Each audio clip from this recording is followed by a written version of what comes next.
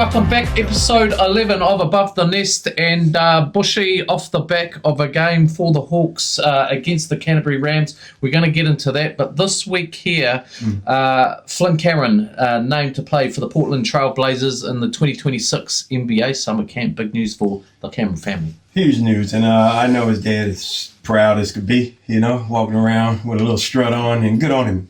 His boy put in the work, and I wish him all the best. He's that kind of player, he walks around with that little edge, that little chip on his shoulder. So I hope he plays like that in the Summer League. Yeah, he's been looking nice. Was the Aussie NBL Most Improved Player of the Year and Basketball New Zealand's Men's Player of the Year. There was some chatter that he might have come to the Hawks this year. Would have been a few game stint, but off to the NBA or NBL 1, and he's been carving up over there as you would think he would. Now, the other big news this week, Kareem Lopez, you picked him to go in the top 10 in the NBA draft. He ends up going 21st overall in this draft, picked up by the Detroit Pistons, but traded off to Memphis. He becomes the 5th NZ Breaker to be drafted into the NBA. Big news for him, and big news for the Breakers too, because it shows that is a clear pathway through the NBL to go to the NBA. Awesome, yeah, and good on him. I thought he should have went higher, and some of the even experts were saying they thought he was higher. People from the States have been messaging me left and right. Do you know this kid? Do you know him? How does he play? I got at least 12, 15 messages from people in the States that I ain't heard from in about a year asking me about this kid. So good on him. I think he's NBA body build player, and he's ready. He's had a couple seasons, even though he's young ass. That's the way they want him this year. Like Michael Jordan said, they pay for how you're going to be later on instead of how you are now. And boys, check out the recruitment at the NZ Breakers. Drafted the 5 players, Rian Rupert in 2023, Usmain Dieng in 2022, Hugo Besson 2022, and RJ Hampton in 2020. So they're on a hitter. They are on a hitter with their recruitment. Oh, well, hey, hats off to them. Good on them. Hey, it makes the Breakers organization look good. New Zealand look good. Basketball look good in this region, actually, when those guys are getting drafted, especially as high as they've been. I agree. Shout out NZ Breakers. Last bit of news for us, 200 games this week for Jordan Ngatai in the NZ NBL. 34 of those for the Hawks in 23 and 24. And I didn't realise, but he has played for a swath of teams in the NBL. Saints, Jets, Airs, Nuggets, Hawks and Fi. 200 games since 2012. Oh, the Prince. Yeah, get on down there, Prince. Do your thing, man. Ain't nothing wrong with that. And he still got that youthful exuberance. You know what I mean? He got that youthful to it. Hey, the boy, I've seen him drop 50 in Napier. And it was like nothing to him. Man, he didn't even look like he broke a sweat. And he's still playing the same way, man. It's good to see him, man. And congratulations to him.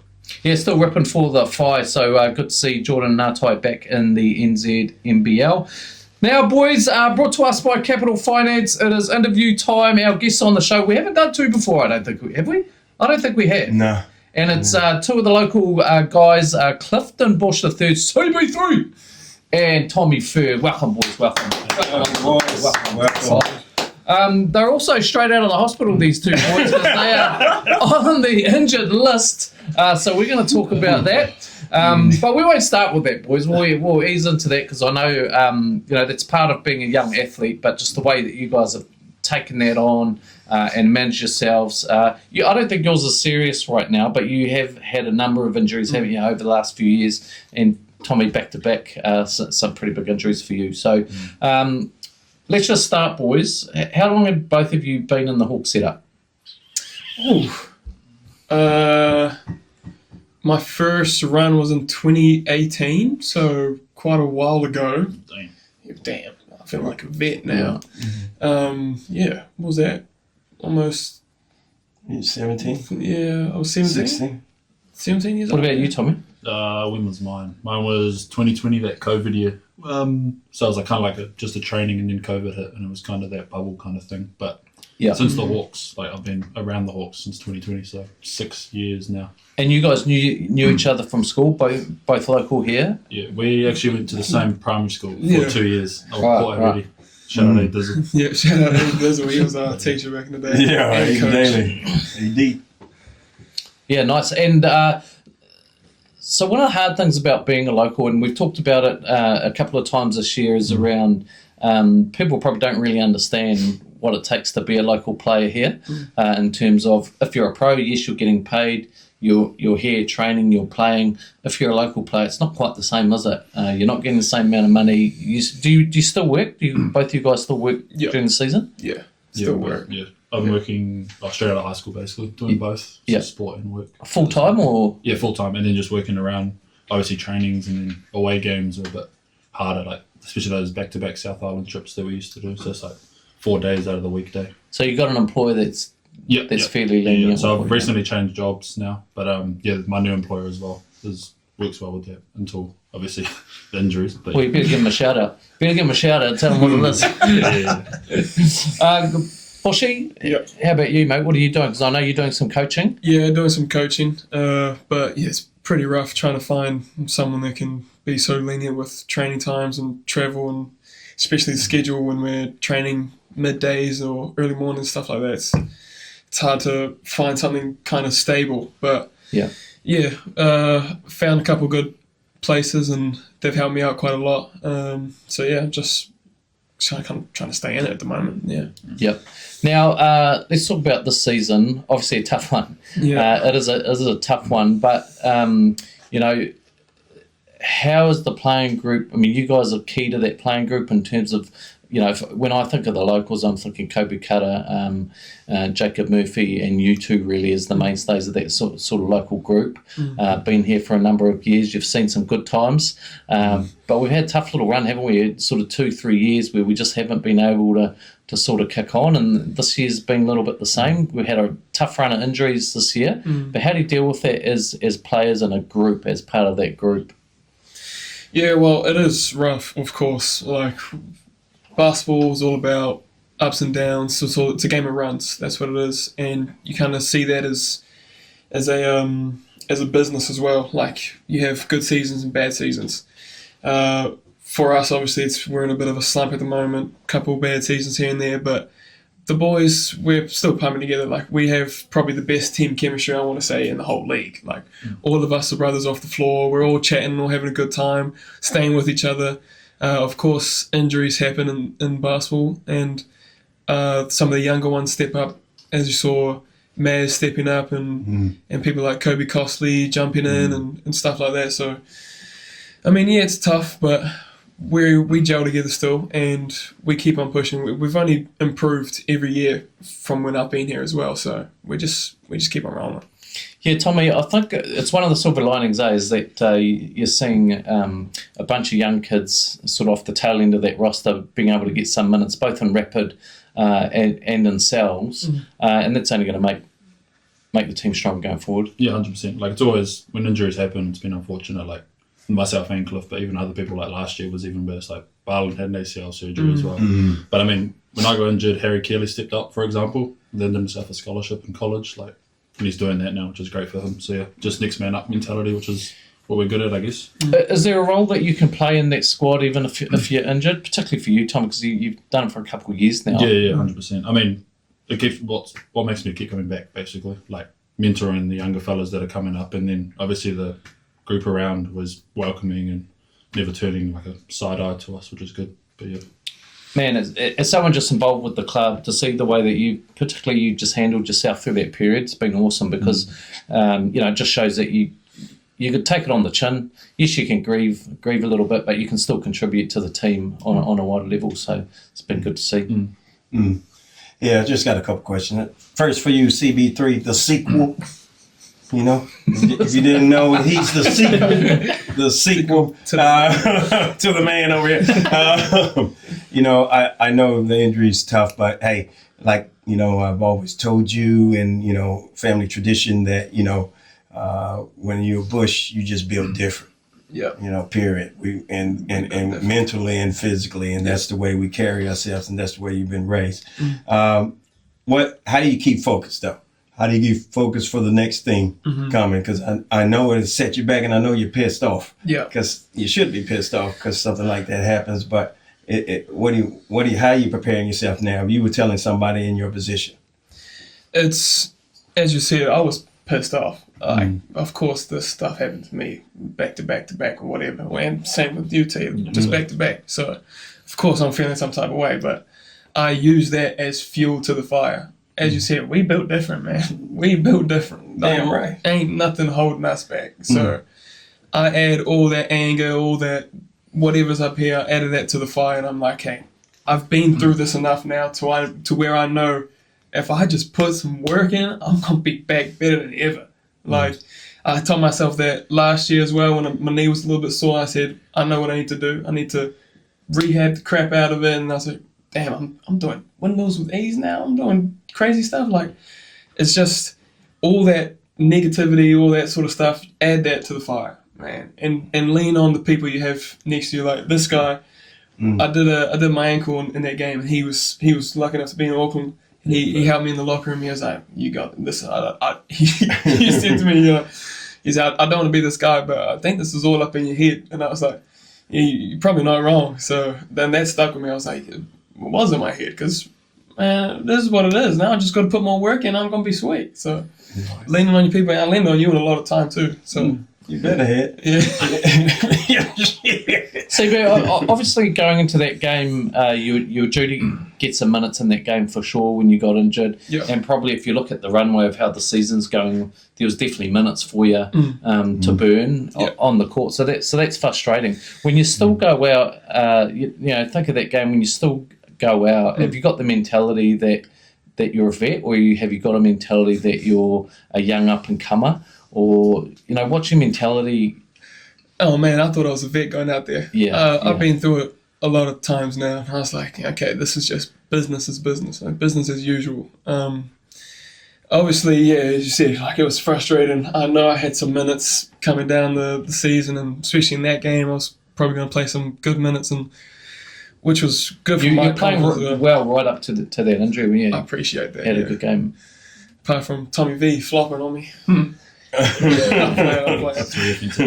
I think you know, Kirsten Taylor talked about the fact that, you know, if you're a local, your job is kind of figure out what your bag is and then do it really exceptionally well, and you don't have to do all that shiny stuff. That's what you know, those inputs are there to do. At times it's just about getting to a point where the coach thinks you're a real reliable person to get out. And you know, if I look at Kobe Kara, that's kind of the role that he's sort of taken up. I know Ezra's done a good job of that this year. They've talked about Ezra doing that. You know what you're going to get when they go out. You're a little bit different because you've got a bit of X factor about you in terms of what you can do out on the court. And I'm sure Will Lopez as a coach doesn't want to hold that back and wants to allow you to express yourself. So how do you balance that with that discussion in terms of just sticking to your bag?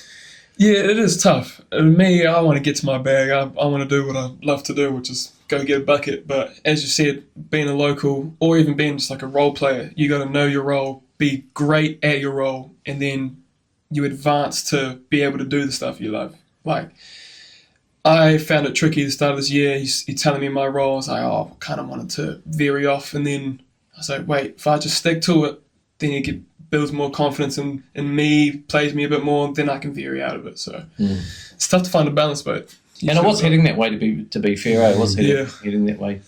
What about you, Tommy? I know you've had 2 big injuries, and you're still with it, but if you go back to the season of your first injury, you were right on the cusp. I think, you know, the club was getting calls from the Breakers and whatnot. So you got the talent. You're leading the MVP race. We've talked about that for 4 or 5 games, even after you were injured. So we know that even at your best, you're right up there, you know, in that conversation. Have you still got ambition to come back and get back to that level? Yeah, definitely, 100%. Yeah, the first ACL I did actually, I think I just got out of surgery, my first one. And I was like, okay, sweet, definitely going to come back. There was no second thought or anything like that. Definitely come back. The way I was playing, like, personally, I thought I was pretty good, and then my coaches obviously were like, man, you're doing so well, etc., etc. And then, that rapidly came in, which was a great idea for especially like the young fellas, the locals, who obviously don't get as much time as like the superstars of our league, basically. Like, it was great to show what we can actually do and be like, okay, sweet, give us our opportunity, let us have a go. And then obviously, I think it was like 7 or 8 games in, unfortunately redid it, which was unfortunate. And then, I was kind of in 2 minds. I was like, is it worth that another 12 months of rehab to see if I can come back to that same level? And then I think it was Jared actually. I think it was like 2 weeks out of surgery. He gave me a call and he was like, "Oh, expect a call." It was the Breakers GM at the time.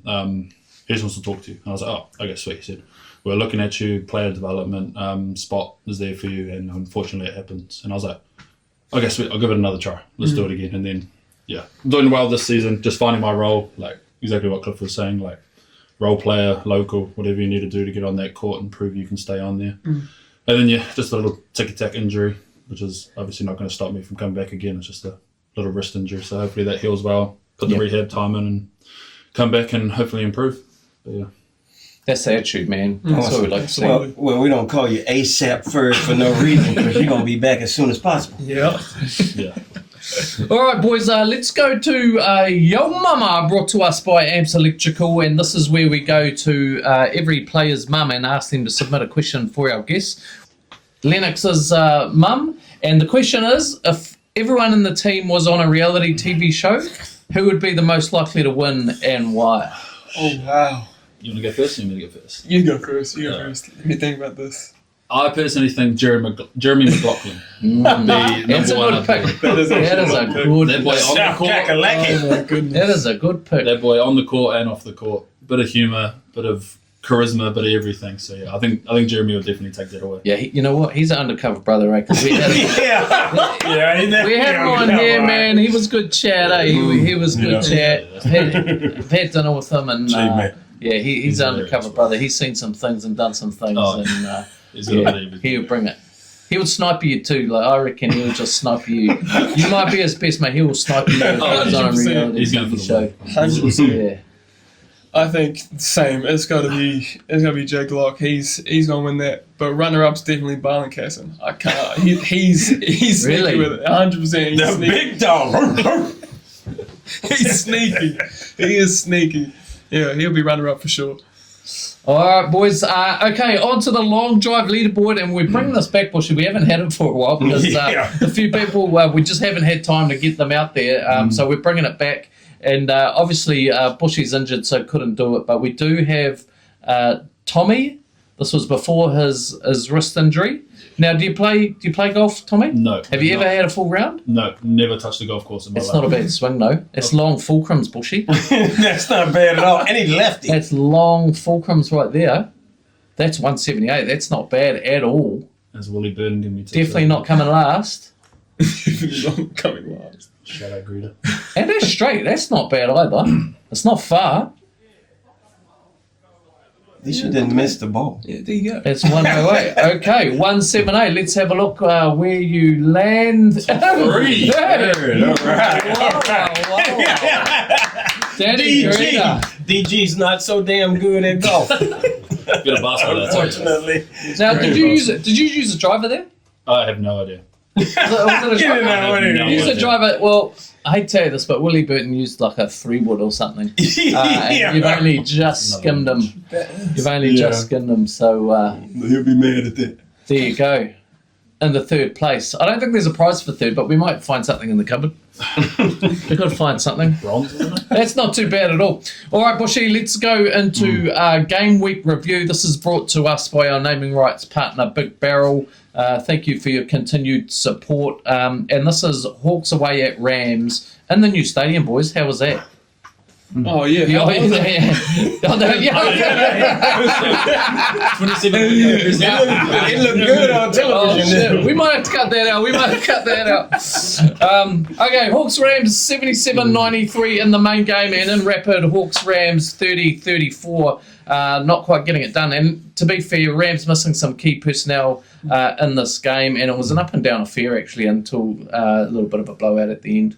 Well, I tell you what I liked about that game, even though we didn't win, is that there was still some fight in that dog, because the Rams looked like they were about to pump us by about 35 or 40, and somehow we made a game of it there until the end, to be honest. And the boys didn't give up, and they were down a few players, both teams, pretty much. But you go into Christchurch, I played there 8 years. I don't care where you're playing. That was a packed house in there too. You know what I mean?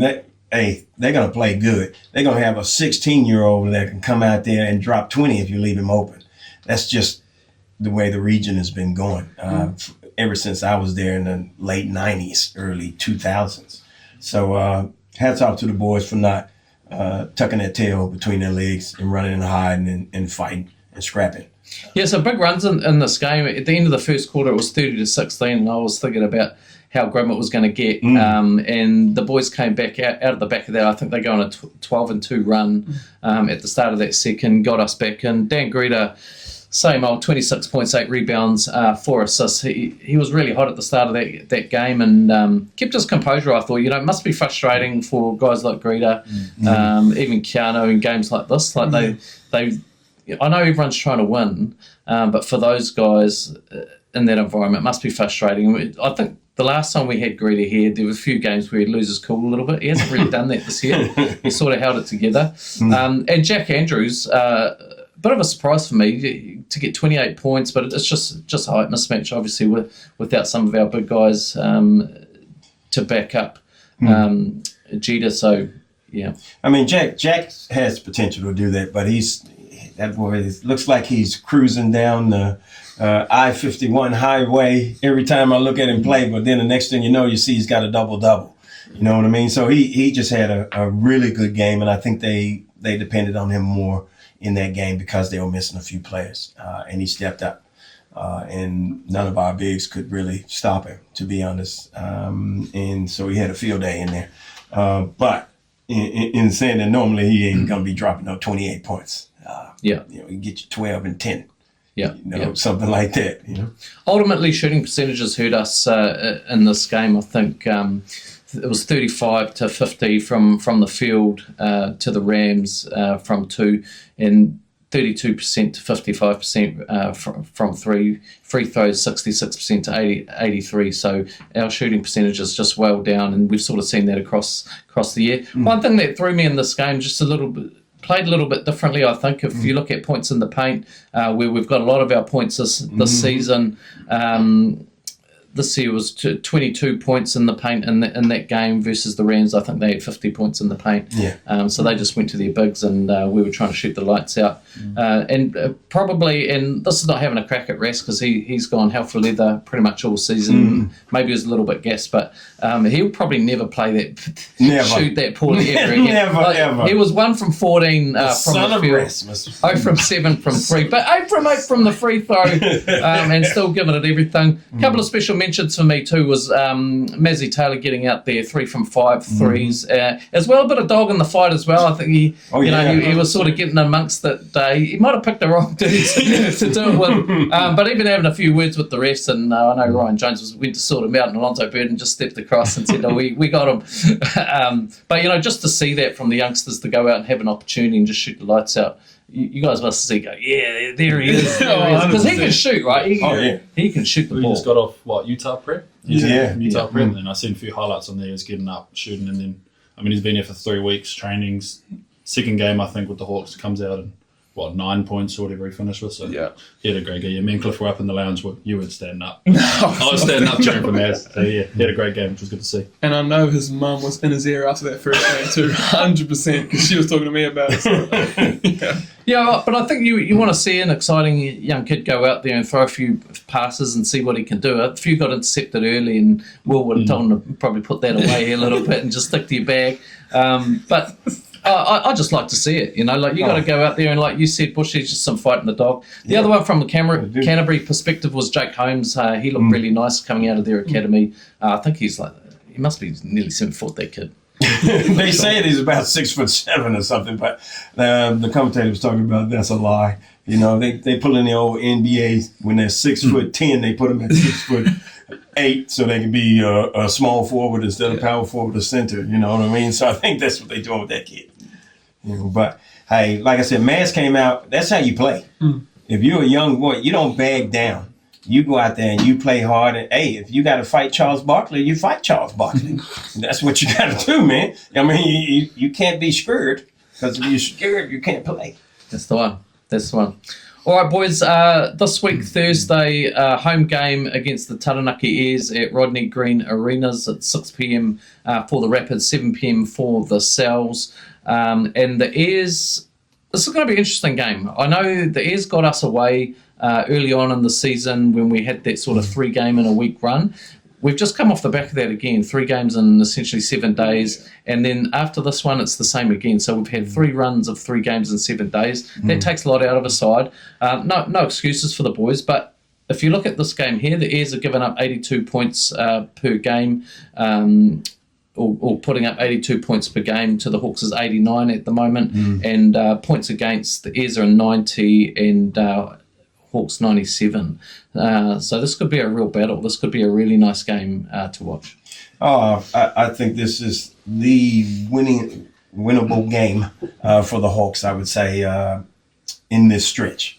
If they're going to get one, this the one. I mean, the Airs, don't get me wrong, they play hard, but I think we match up better with them than most teams, than other teams, and I like our chances against them. Especially they're a bit down on themselves as well. And I'm gonna tell you right now, whoever's guarding the 40-year-old better not get beat down the court.